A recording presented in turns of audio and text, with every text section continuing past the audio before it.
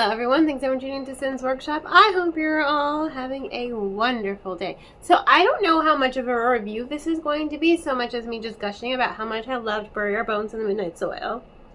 So, you've been warned. This book was amazing! I know I said a lot to people that just reimagine Interview with a Vampire, but they're all sapphic and 10 times more toxic. I really love this book. I love this book. I am just like, Schwab is just queen to me, honestly. Schwab, and this is one of them. It's just like, I will bow down to you. I think for me, what I really loved was just the atmosphere. And I think I said that a lot with The Invisible Life of Addie, LaRue too. And if I didn't record that review, I am sorry, but I love that book, so just go read it. I think for Schwab, they do such a brilliant job with building that atmosphere and building that storytelling and just really creating a story that you lose yourself in. Like, all you want to do is sit down and read her books. Like, for me, all I wanted to do was sit in bed and do nothing but read this book, because it was absolutely so phenomenal. I mean, that atmosphere, that world building, that tension outside of the characters, it lingers throughout the entire story.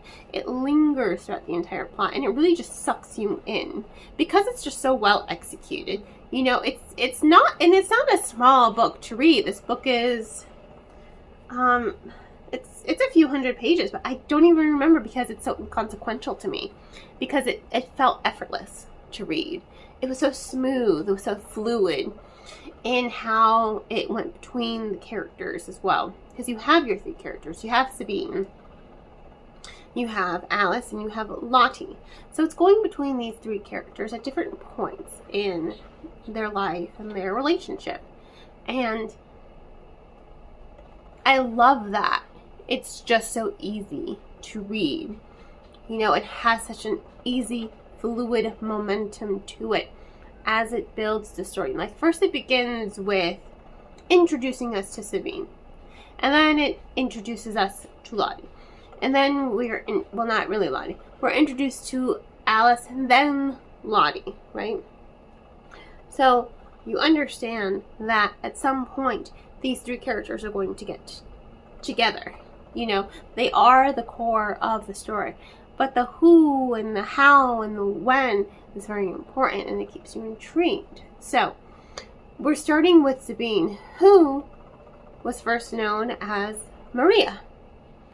You know, Maria, she was always very manipulative. She's not a really forgiving character because she very much is such a narcissist, and she's very toxic.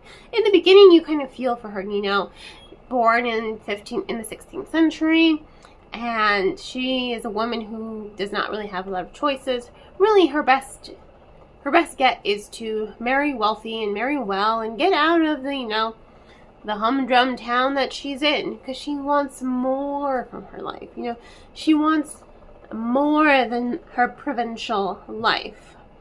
She has ambition, but she is also a queer woman, right?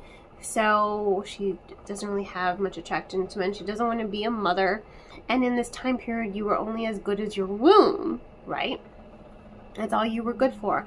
And then she meets Sabine, who is a woman, who she finds herself strangely attracted to, who gives her contraceptives so that she, you know, cannot have children. Because the last thing she wants is to have a child with a man she abhors, who only sees her, again, as a vessel for producing an heir. But that was traditional of that time period. So in the beginning, you kind of feel for her. And then she becomes a vampire. And then you really see, like, wow, you're just kind of awful. You know, all of her inhibition. She starts to let loose because, again, now she's a vampire. So no one can stop her. She's all-powerful. She can do what she wants. And even for a little while, you start to feel for her. And then she meets Lottie. And anyone reading can see, like, she manipulates Lottie. She doesn't exactly take advantage of her, but she grooms her. You know, she grooms her.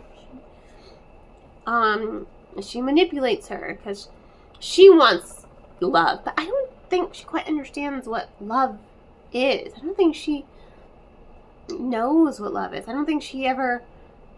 I often question, you know, did she have the capacity to love when she was immortal and never learned how to love? So then, when she became a vampire, the capacity just like vanished. She's very toxic and very awful as the story progresses. But we don't hear Lottie's side of the story until probably like halfway through the book. It's almost like Lottie's forgotten. You know, the first half of the book is mostly about Sabine and her history, and then, you know, finally her introduction into Lottie and how she navigates society. And then you also meet Alice, and you discover more about Alice and her pain and her grief from her past, and how she has to kind of rediscover herself as a vampire, and how this wasn't exactly her choice, but you don't really know how she became a vampire. That part is just like, how the hell did this happen to her? One thing we know, she's, you know, in bed with Lottie, you know, they're making love. Next thing you know, she wakes up, Lottie's gone, and she just is a vampire. It's very subtly done, so you don't really see how it's done. So you're reading the story to try to figure out, like, how the hell did you get turned into a vampire? And then with Lottie's great reveal, like, it was Sabine. You're like, okay, so what the hell happened between you and Sabine to make you, one, leave her, and two, have her turn your one-night stand into a vampire? Like, what exactly happened? And then you get Lottie's side of the story. Finally, halfway through I'm like reading the book, and I loved it, don't get me wrong, but I'm reading the book and I'm just thinking to myself, I'm like, I want to know Lottie's story. I want to know. But it is given to you at the appropriate time. It is well done and well executed. And I will say this, you know, someone who is a Bostonian, I went to college, I grew up in Boston, and then I, you know, went back to Boston for college, the Blue Line. At the end of the Blue Line, there's a stop called Wonderland. So when Alice says she's found herself in Wonderland, I just think, first of all, such a great play on words, because it's a throwback to Lewis Carroll, Alice in Wonderland. And if you're someone, because Alice's whole story arc takes place in Boston, Massachusetts. So if you are someone who is unfamiliar with Boston, you're going to think like, oh, this is just a play on Alice in Wonderland. But she was on the train. I'm just like, she must have been on the Blue Line to find herself in Wonderland. Trying to follow. I mean, it's like out there. It's like in the outskirts. There's no reason for you to go to Wonderland unless you have to go get something from Wonderland, basically. So it makes sense that she's on the Blue Line to Wonderland. So I think it was just such a great subtle nod to Bostonian life and the subway, and also a great play on words and reference to Alice in Wonderland, because she has in a way found herself in Wonderland, physically and figuratively. She was bit by a vampire, has no idea how she was turned into a vampire, and is now trying to navigate this whole new existence while also having an existential crisis. She's like, I don't know what's going on. I need to not be this that I am right now. She wants answers. She's demanding answers. So it's expertly well done. It's expertly written. And I just think that Schwab just did such a phenomenal job with the storytelling, with building that momentum and building the story and giving us, yes, it takes like halfway for you to get Lottie's story, but it makes sense why her story doesn't begin until halfway through the book. It makes perfect sense if you're reading the book. You're just like, wow. Because you have to build up to that. So you have to learn about Sabine first and her life as a vampire before she meets Lottie. And yes, it goes back and forth between Sabine and Alice through very large intervals, by the way. You'll spend a lot of time with Sabine's POV before you go and have like maybe one chapter with Alice.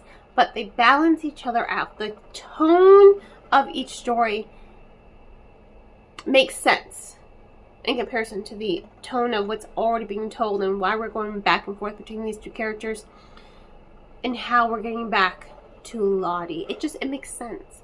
The flow of the story, the way it unravels, it just sucked me in from beginning to end. I absolutely love this book so much. It was so good. Please read it. Just read it. Just be a Schwab fan. Be a Schwab groupie just like I am. In any case, absolutely phenomenal book. Highly recommend this book. It's 5 stars. Easy 5-star novel. Hands down. No question about it. Loved it. So, on that note, thank you all for tuning in. Please don't forget to like, subscribe, and share with all your book reading friends. I hope you all have a wonderful rest of your day, and as always, happy reading.